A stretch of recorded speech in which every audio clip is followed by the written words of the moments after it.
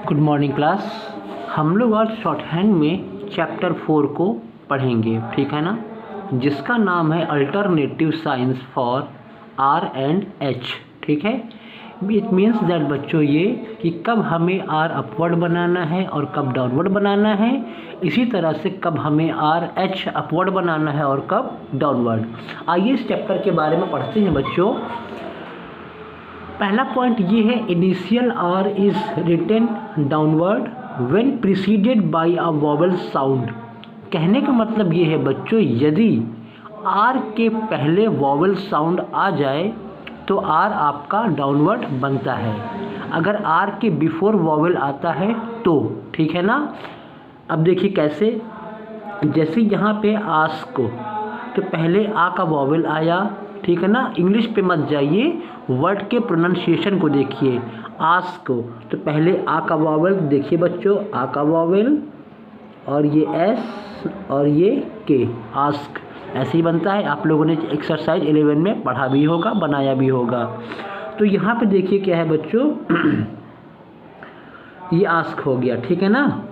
इसी तरह से यहाँ पे अरब है, आर के पहले वॉवेल आ र ब, तो आर यहाँ पे डाउनवर्ड बनेगा और ये बी, तो आर के पहले वॉवेल और आर के बाद भी वॉवेल, ठीक है ना। यहाँ पे हम इसको अगर ये बनाते अरब तो ये सही नहीं है, क्योंकि आर के बिफोर में अगर स्टार्टिंग में वॉवेल है, आर के पहले वॉवेल साउंड आए तो आर डाउनवर्ड बनता है, ये आपका राइट है। क्लियर। एरे, ए का वॉवेल आ रहा है, ठीक है ना, तो ये हो गया ए, ये हो गया रे, और रे में ए की मात्रा एरे, ठीक है ना, फर्स्ट प्लेस का, इसलिए अबव द लाइन। आर को बनाना है बच्चों, आ की मात्रा आर के, ठीक है ना, ये आपका हो गया। अपवर्ड आर बिल्कुल नहीं बनेगा, क्योंकि आर के पहले क्या आ गया, वॉवेल आ गया। क्लियर है।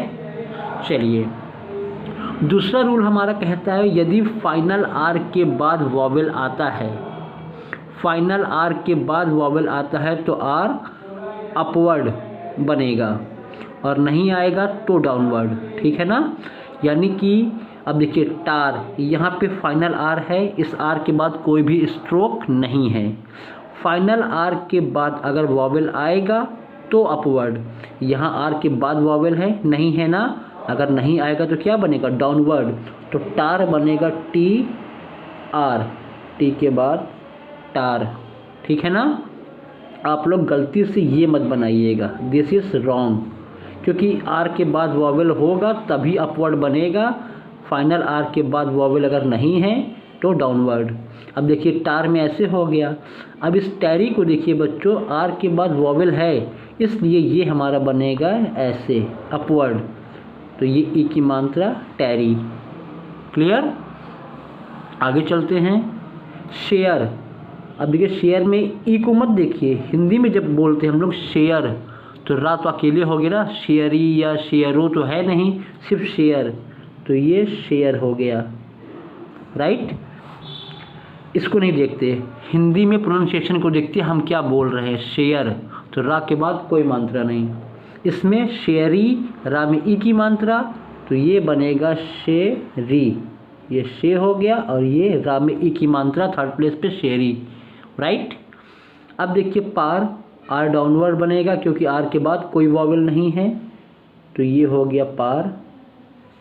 लेकिन पैरी, पैरी में आर के बाद देखिए हमारा ये वॉवेल साउंड आ रहा है, इसलिए हमारा पै और री हमारा अपवर्ड बनेगा। क्लियर। कहने का मतलब सिंपल सा बच्चों, यदि फाइनल आर के बाद वॉवेल आता है तो अपवर्ड बनेगा और फाइनल आर के बाद वॉवेल नहीं है तो डाउनवर्ड। हमने एकदम साफ साफ लिखा है, आपको बुक भी नहीं पढ़नी पड़ेगी। अगला पॉइंट क्या है बच्चों, एम के साथ अगर आर आ जाए तो आर हमेशा डाउनवर्ड बनता है, यानी कहने का मतलब आर पहले हो और एम बाद में। जैसे रूम, एम के बिफोर में अगर आर कभी भी आ जाए तो हमेशा आर क्या होता है, डाउनवर्ड ही बनता है, ठीक है ना। सॉरी, ये जो है आर के बाद अगर एम आता है तो, ठीक है ना, अगर आर के बाद एम आता है तो हमेशा डाउनवर्ड बनाएंगे, क्योंकि वो हमारा ईजियर ज्वाइनिंग होता है। जैसे रूम तो आर एम, ठीक है ना, तो आपका डाउनवर्ड आर में क्या होती है, फ्लुएंसी हाथ की अच्छी होती है। वरना बनाने को तो आप आर और एम ऐसे भी कर सकते हैं, लेकिन इसमें स्पीड भी नहीं आएगी ऐसे बनाने में और फ्लो भी नहीं आएगा।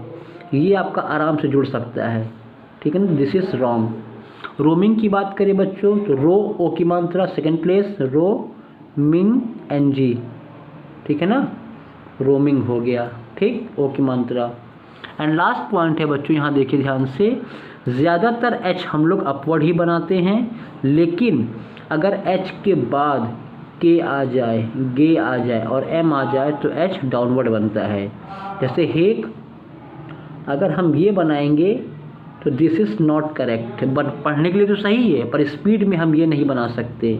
बनेगा क्या, हेक। देख रहे हैं ना कितनी आराम से घुमा हाथ, हेक। हेग होगा तो हेग, आराम से बनता है। होम तो होम। यानी बनाने को तो अगर आप ये भी कर सकते हैं, लेकिन आपको इसमें थोड़ी सी प्रॉब्लम आएगी, ठीक है ना। तो this is correct, this is correct and this is correct. तो ये बच्चों था आज के चैप्टर का अल्टरनेटिव साइंस, ठीक है ना, आर और एच। इसे आप लोग वीडियो को ध्यान से देखिए और चैप्टर की एक्सरसाइज को लगाने का प्रयास कीजिए। Thank you.